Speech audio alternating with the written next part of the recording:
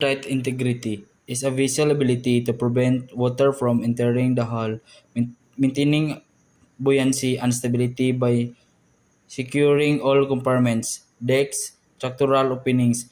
It involves ceilings, door, hatches, pipes, and vents to prevent progressive flooding, often mandated by SOLAS regulation, particularly in conclusion scenarios.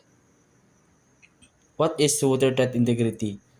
Ability to shape to prevent water entry. Keeps compartment dry. Essential for survival sea. Why it matters.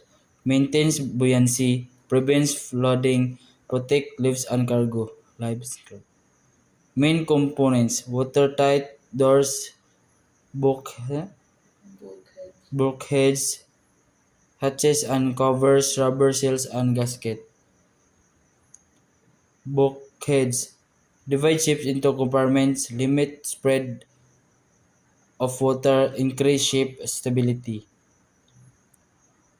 Famous example, RMS Titanic sank due for flooding. Watertight compartments are not enough, so important to proper design and use.